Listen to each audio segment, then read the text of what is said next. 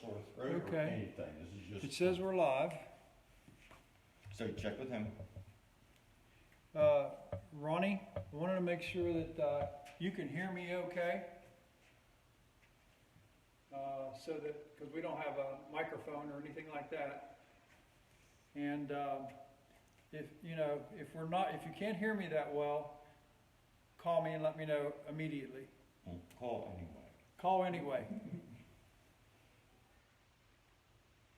So give me a call, Ronnie.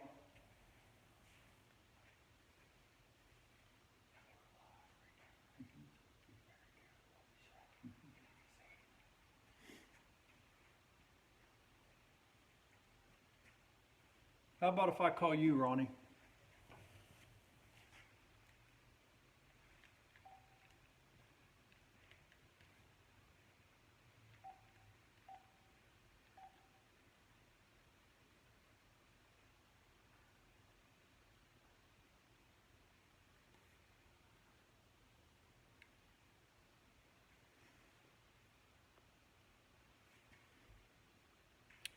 It says Ron Shaver is watching. 304. Okay. Ronnie, call me because I forgot your phone number. I always just push it. 6799 304 288 6799, I believe. 304. Or is that David's number? Give me a call, Ronnie, at the museum, 319-1800. 304-319-1800.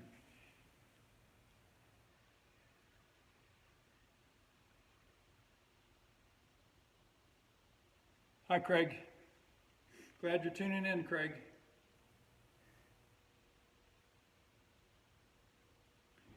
Give me a call, Ronnie, 319-1800. Make sure that you can hear me okay.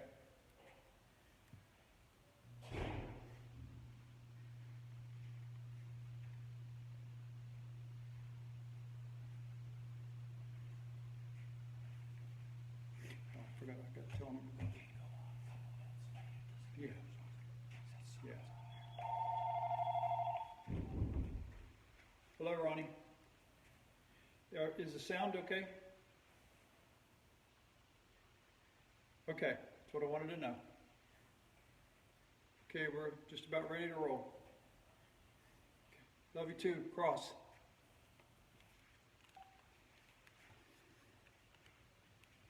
Okay, he said sounds okay. We're just about ready to roll.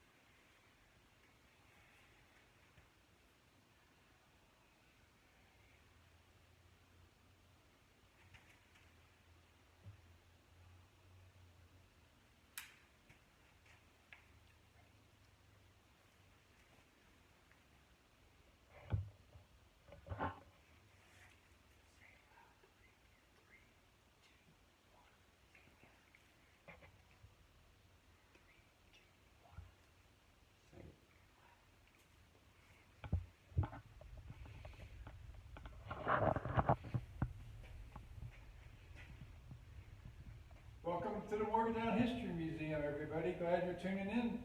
Hopefully everything works out good and we can give you a little quick tour of the Morgantown History Museum while you're at home, being safe.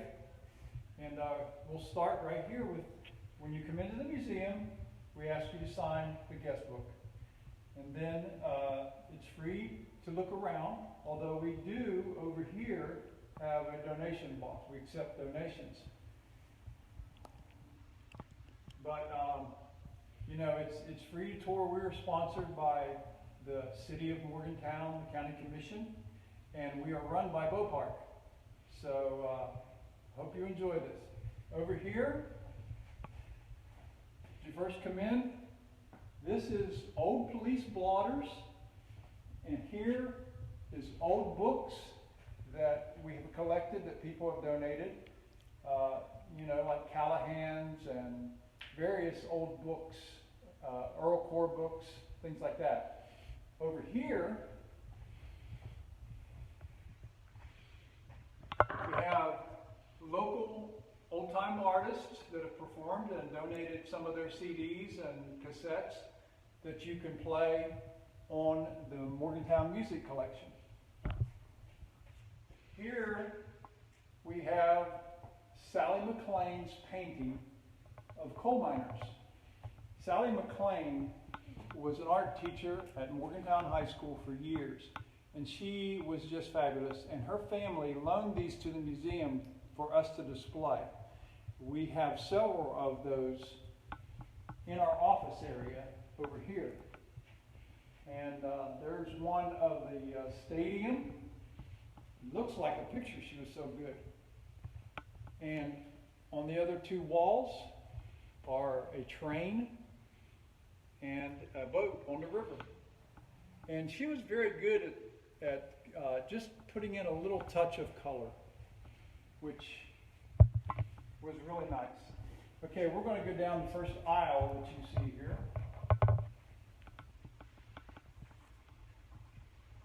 And in this area here, we start out with these signs that tell you what time of history you're in. And prehistory, we have a little bit of stuff from the Monongahela people. In AD 1000 to 1690, they were around the Mountain State. And we have found here some petroglyphs that were found on a farm, and they're well preserved, and we have all kinds of information about that. We also have in this area the Kearns Fort information about Kearns Fort, which currently is still, part of it is still over in the Greenmont area, where that little house right there has some of the wood in it from Kearns Fort. And over here, they had a celebration 3 years ago of the 250th anniversary of the Mason-Dixon line, just 6 miles from Morgantown. And Sally McLean also painted here a picture of Mason and Dixon camping out while they were surveying the Mason-Dixon line. Now, behind us here is the original Zachary Morgan tombstone, which was donated to us. He now has a larger one. But Colonel Zachary Morgan bought 600 acres of land in Morgantown, downtown Morgantown, and he started selling lots and to people. And that's how Morgantown was named after him. In this area over here, we have the old stone house, a painting of grist mill, a painting of Thompson's pottery, and one of the most famous things that Morgantown is known for back in the day was the fact that people came from all over the east, in particular Winchester, Virginia, over the mountains, down Deckers Creek to Morgantown, to Kearns Fort, where they would buy flour from the grist mill, And down by Deckers Creek, he had a boat building business. And this is how you would get to Ohio and out west. You would come down to Morgantown and you'd put your family on a flatboat, and that's how you would travel to Pittsburgh and down the Ohio River. When you come in here, we also have a men's and women's restroom area. We have over here, what do you call it, sewing machine, old-time sewing machine. And then you'll come back to here and go down this aisle here, which goes out the back door. We have a handicap area that you can come in. You can park free in the back, and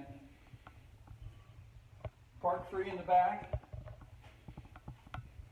We have a doorbell in the back that you can push, and someone will come out and let you in, and you can bring the wheelchair in here. Now this display right here is of the famous Kitchener Band that performed for lots of years. They made their own instruments by hand and were very, very popular. Over here, we just acquired a sorting table that used to be in this museum in the 1950s and 60s. We're going to clean it up and reestablish it, but it's come full circle. It was in a postmaster's home for a long time. Craig Falkenstein's father was a postmaster in Westover, and he donated it to the museum. And we also have a house here.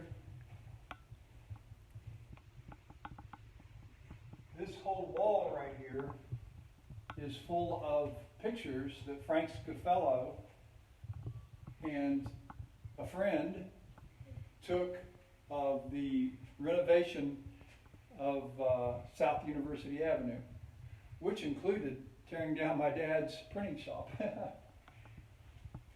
And these are two before and after photos of that time period. My dad's print shop was actually right here. So now we will go around the next corner over here. Morgantown was famous for making rye whiskey, and they would use flatboats to ship it to Pittsburgh. And here is a still that we acquired, and the way they used to make it. Here's a barrel that we acquired. Over here we have a plow, and of course there was a whiskey rebellion and all that kind of history that you can read about. Right here on this wall, we had a whales exhibit recently, and people from Wales came to West Virginia as to work in the tin factory in Saberton and some coal miners, because Wales is similar to West Virginia, so they came here to work. We also have a display of old bottles of elixir and stuff. Some up from McVickers. Right down here it says McVickers. And other drugstores we have some stuff. Up on this wall are pictures of Morgantown. The way it used to look back in 1897. And we also have later years when it started growing, and the oil industry. Behind us over here is a picture of Abraham Lincoln signing us into existence as a state of West Virginia. And beside that on the wall is a picture of Union soldiers signing up for the Civil War. And we have some Civil War stuff in the museum for you to see also. So going on down this way, this is the printing shop area. Now, sometime next year, I'm going to be doing a history of printing in Morgantown, West Virginia. we were we were the first town to have a print shop west of the Alleghenies in 1804. And we have here a push pedal. This is like a sewing machine. You just put your foot down here, and that's how you print it. No electricity, no steam. I imagine you would take those out west to have a printing press because there's no electric or steam or anything like that. So you got a good workout. This machine here I got in Westover. Mr. Flowers had a print shop over in Westover. I believe it was in Westover, but this is where I found the machine. It was donated to us, and it's a paper cutter machine where you just pull down. Everything was by hand back in those days. Okay, let me go back here and start this printing press up for you to see. We have a working printing press, and I will be happy to demonstrate to your group the printing process the old way, by hand and hand type and that type of thing. We've been very fortunate to have local old-time printing shops to donate different things, including Summers Printing, Print Tech, Shavers Printing, Westover Printing, which was my dad's print shop, and Morgantown Printing and Binding. And right outside this window is where my dad started as a printer in 1959. And later years I worked there and became a printer, and I was a printer for 30 years. So I'll be happy to give you a demonstration if you call ahead of time and schedule it. And this is how the printing press works. This was later on when they put electric.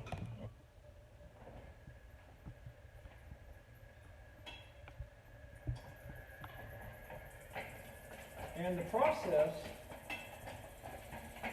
this is actually how I learned to print on a machine like this at the original Westover Printing. Behind the Dairy Queen in Westover, a gentleman named Harold Law owned it, and then my dad later bought it. But I printed numbers on tickets for WVU football when I was 20 years old. And what I would do, grab a sheet of paper. I don't have my sticky finger stuff, so it's hard to get. But anyhow, I would put it in here. And I'd pull the lever and it would print. And then I'd take it out with this hand and grab another one and put it in. But I was able to do those tickets like this.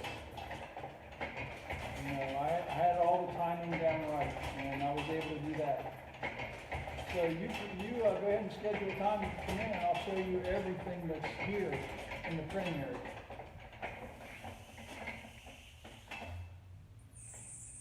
Okay, let's go around here.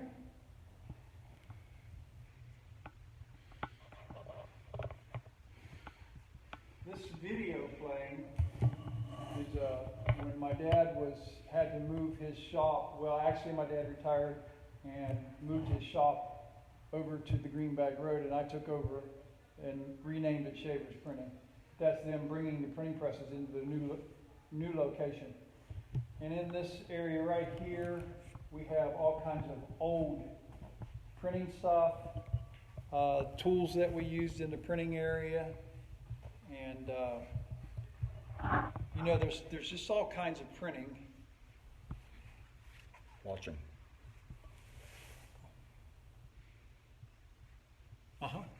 And I have old typewriters in here. And this area over here is an old phonograph. And there's a bottle of the Monongahela Rye whiskey that they used to make that we were talking about. I mean, it was famous. I'll tell you a little story. My mom and I were watching a cowboy on TV one day, and a guy came up to the bar and he said, "Give me a whiskey." And the bartender said, "Well, what kind do you want?" And he said, "Give me a glass of one of those good old Monongahela rye. And I said to my mom, "That's really something." I said, "That's the rye that was used to be made in Morgantown." And we just started laughing. This machine here, which was at the one of the theaters here in town, and of course you put a penny in and you get your weight. And over here is projector and other equipment from the local theaters, the Morgan Theater and the Metropolitan Theater. And we have pictures up here of this picture right here is, I believe it is the Strand Theater that burned. And we just received from a lady in Coshocton, Ohio, pictures of that fire that we had not seen before. And so we took those in. Here is the Morgan Theater and the Warner Theater. So there's plenty of stuff from those. Also, right here is the popcorn machine. I don't recommend eating any of that popcorn.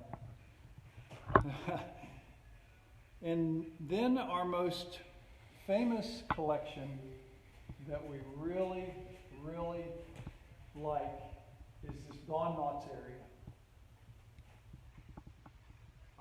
A gentleman collected a lot of stuff from Don Knotts, and we have an extensive collection of our native son, Don Knotts, who was famous worldwide.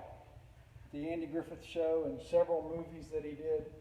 And you can see the collection that we have. It's pretty awesome. Actually, not everything that we have is out. I mean, we're limited here for room. We hope someday that we can expand, get bigger, have more room, because we have a lot of things that we've taken in that we haven't been able to put out. So hopefully that changes someday. Also over here is Morgan Shirt Company's shirt making sewing machine. Morgan Shirt was in operation for a lot of years in Morgantown. This area right here is my collection, half of my collection of 30-some years of Volkswagen Beetles. And we use my son's Volkswagen Beetle and my Beetle also to promote the Morgantown History Museum. And that's always a lot of fun in parades when we do that.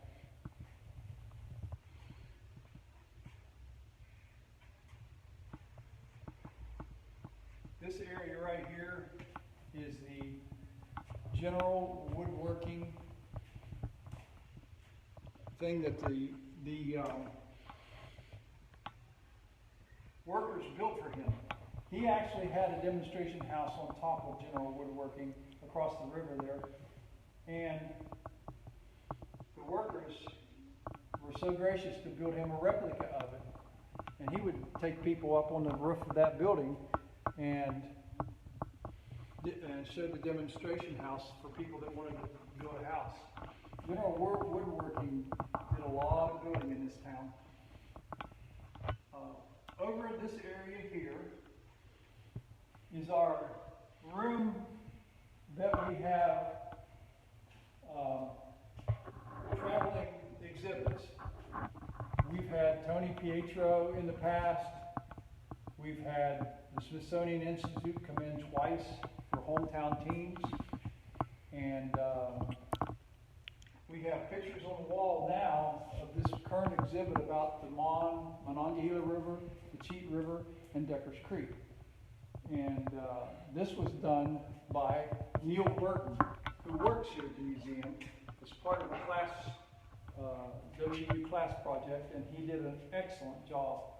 And we have pictures all along this wall of the environmental effects of things that's happened over the years to the rivers around us. Also on this wall a video playing that promoted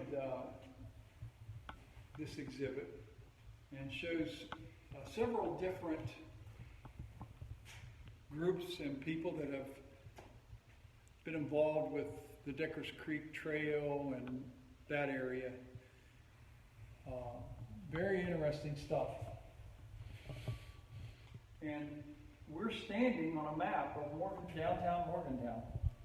So we actually can see most of downtown Morgantown from this map that was created on the floor, and it's pretty interesting to see.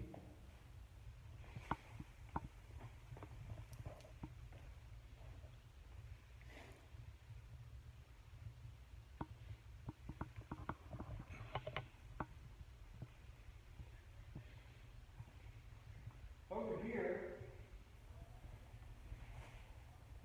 is shelves that we have and pictures of coal mine things that they use in coal mines, and almost everybody that comes into the museum asks me what that's for. Well, that's what they put on coal miners when they broke their legs down in the mines. They put that on their leg to get them out of the mines. And we've had good donations from people about the coal mines. And of course there was a streetcar era in Morgantown. That's High Street with bricks and rails coming right down the middle of the street. And Tony Pietro, who we had the exhibit, actually put those bricks down and built a lot of the walls you see in Morgantown to this day. Here's a horse and buggy and what do you call those electric cars, trolleys. We have several pictures of bridges over Morgantown's.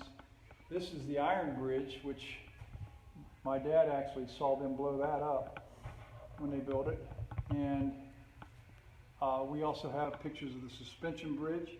This is one of my favorites, is when the Monongahela River was total ice and wrecked that boat. And also there was a race between two boats, and they got stuck, in a lock. The Monongahela Boat Jam, they called it. July 12th, 1902. This picture here is the first person to fly a plane in West Virginia down in Horde. And his name was Kinnaman, Mr. Kinnaman.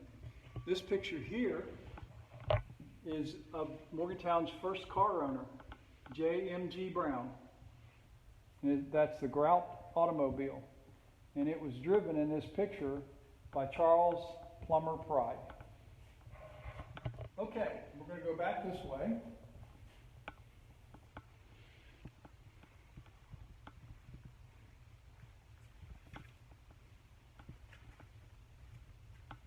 And of course we have a lot of information about old industry in Morgantown, including Sterling Faucet, Morgan Shirt, which I mentioned before, and lots of downtown businesses. We have SM Whitesides, Dorinkas, Farmers and Merchants Bank,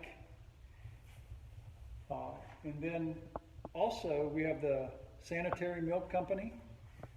So a lot of our exhibits are, and Kamunzi's restaurant, where Dad took his girl. And we have the video playing here of Morgantown in 1962. A gentleman went down the street, up and down the street, and took pictures of all the businesses that were in operation in 1962. Here's the Whitesides. And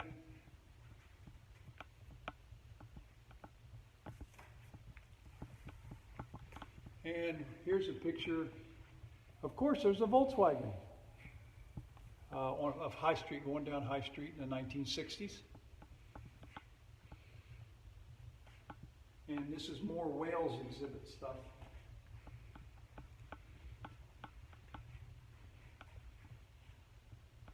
Of course, we wouldn't have anything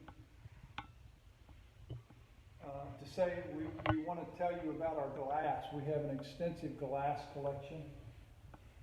all the local glass factories that were at one time here in Morgantown that have been donated to us. And another one of my favorite pictures